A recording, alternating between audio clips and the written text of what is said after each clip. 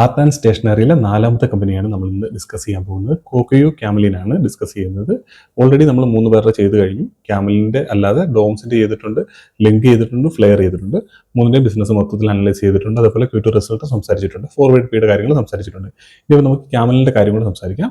കൊക്കയോ ക്യാമലിൻ എന്ന് പറഞ്ഞാൽ ഒരു ഇന്ത്യൻ കമ്പനി, അതേപോലെ തന്നെ ഒരു ജപ്പാനീസ് കമ്പനി, 2 കമ്പനികൾ ചേർന്ന് 2011 ഇവർ പാർട്ണർഷിപ്പിൽ എത്തിയതിനു ശേഷമാണ് കൊക്കയോ ക്യാമലിൻ എന്നുള്ള പേരായത്. അതിനു മുമ്പ് നമുക്ക് ക്യാമലിനായിരുന്നു ഉണ്ടായിരുന്നത്. ക്യാമലിൻ എന്ന് പറഞ്ഞാൽ 1930കളിലോ മറ്റ് സ്റ്റാർട്ട് ചെയ്ത കമ്പനിയാണ്.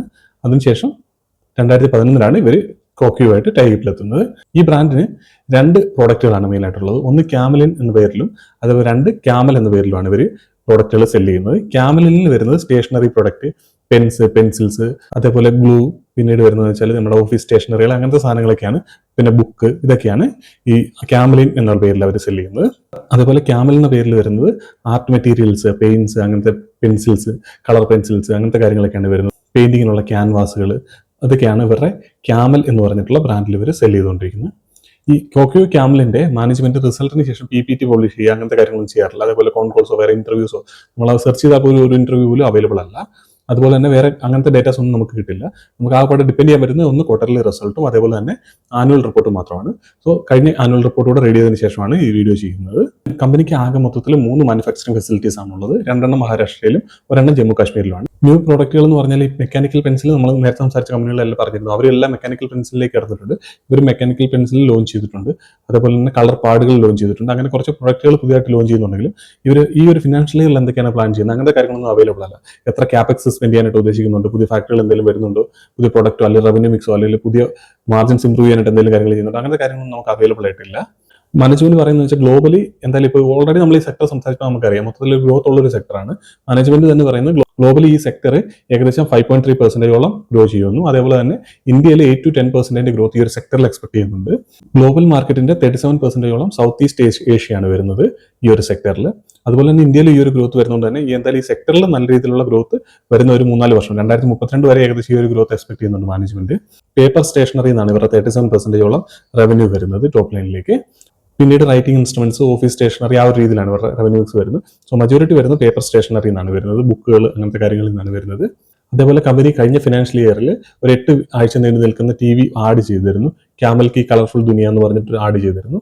അതേപോലെ ഹംപിയിൽ ഇവർ ആർട്ട് കോൺടെസ്റ്റ് നടത്തിയിരുന്നു. സോ ഇതൊക്കെ സ്കൂളുകളൊക്കെ ആയിട്ടുള്ള ടൈപ്പിലാണ്. അതുകൊണ്ട് തന്നെ ഇത് കൂടുതലായിട്ട് മാർക്കറ്റിൽ പെനട്രേഷൻ കിട്ടാൻ വേണ്ടിയിട്ടാണ് ഇതൊക്കെ ചെയ്യുന്നത്.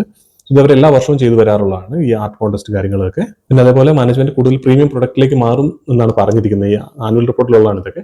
സോ അവർ അത് കൃത്യമായിട്ട് ഏതിലേക്കാണ് മാറുന്നത്, ഏത് രീതിയിലാണ് അതിന്റെ ചേഞ്ച് വരുന്നത്, അങ്ങനത്തെ കാര്യങ്ങളൊന്നും അവൈലബിൾ അല്ല. കമ്പനിയുടെ റവന്യൂ ഗ്രോത്തിന് ഇപ്പോൾ നമുക്ക് Q2 റിസൾട്ടിലേക്ക് കടന്നാൽ റവന്യൂ ഗ്രോത്തിൽ കമ്പനി 1% ആണ് റവന്യൂ ഗ്രോത്ത് വന്നിരിക്കുന്നത്. അതേപോലെ പ്രോഫിറ്റ് ഗ്രോത്ത് എന്ന് പറഞ്ഞു കഴിഞ്ഞാൽ 174%. അതൊന്നും അങ്ങനെ കാണുമ്പോൾ വലിയ നമ്പറായിട്ട് തോന്നുന്നുണ്ടെങ്കിൽ കഴിഞ്ഞ ഫിനാൻഷ്യൽ ഇയറിൽ കഴിഞ്ഞ Q2 ഇവർക്ക് ലോസ് ആയിരുന്നു. 10 കോടിയോളം രൂപ ലോസ് ആയിരുന്നു. അവിടെ നോക്കുമ്പോഴത്തേനാണ് അവർക്കിപ്പം ഏകദേശം 174 കോടി രൂപയോളം പ്രോഫിറ്റ് ഗ്രോത്ത് കാണിക്കുന്നത്. ടോട്ടൽ പ്രോഫിറ്റ് എന്ന് പറയുന്നത് ഏകദേശം 7.8 കോടിയാണ്. H1 കമ്പനിയുടെ ടോട്ടൽ പ്രോഫിറ്റ് എന്ന് പറഞ്ഞാൽ ഏകദേശം 18 കോടിയാണ്. കഴിഞ്ഞ H2 നോക്കിയാൽ അവർക്ക് Q3 4 കോടി ലോസും Q4 4 കോടി പ്രോഫിറ്റുമാണ്.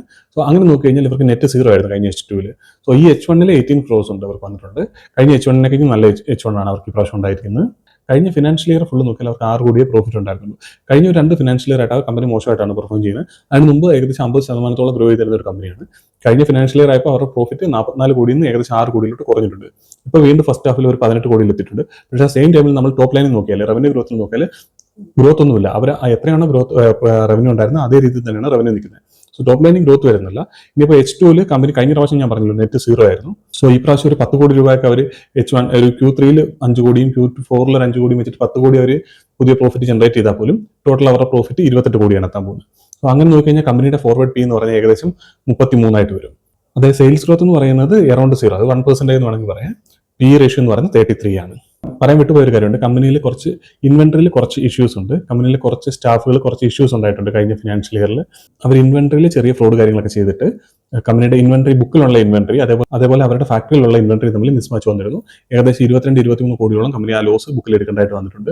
സോ അതുകൊണ്ട് തന്നെ ഇവർക്ക് ഹൈ ഇൻവെന്ററിയാണ്. 174 കോടിയോളം ഈ ഒരു ക്വാർട്ടറിൽ റവന്യൂ വന്ന കമ്പനിയുടെ 156 കോടിയോളം ഇൻവെന്ററി ആയിട്ട് കിടക്കണം. അതുകൊണ്ട് തന്നെ വർക്കിംഗ് ക്യാപിറ്റൽ കാര്യങ്ങളെല്ലാം വളരെ കൂടുതലാണ്. സോ അതൊരു ഭയങ്കര ഇഷ്യൂ ആയിട്ട് അവിടെ നിൽക്കുന്നുണ്ട്. ഹൈ ഇൻവെന്ററിയിലാണ് കമ്പനി വർക്ക് ചെയ്തുകൊണ്ടിരിക്കുന്നത്. അങ്ങനത്തെ കാര്യങ്ങൾ കുറേ നെഗറ്റീവ് ആയിട്ടുള്ള കാര്യങ്ങളുണ്ട്. പിന്നെ അതുപോലെ നമുക്ക് കൃത്യമായിട്ട് ഫ്യൂച്ചറിൽ എന്താണ് കമ്പനിയിൽ നടക്കാൻ പോകുന്നുള്ള കാര്യത്തെ പറ്റി പോലും ഒരു ധാരണയില്ല.